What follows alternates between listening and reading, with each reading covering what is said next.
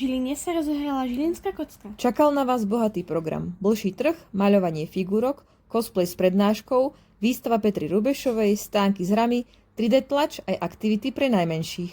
Jedným z najväčších lákadiel na Žilinskej kocke bol aj turnaj v hre Bank.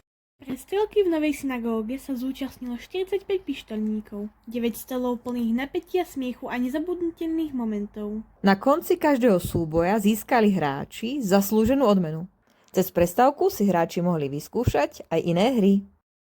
Finálový boj trval celkom viac ako neuveriteľné 4 hodiny.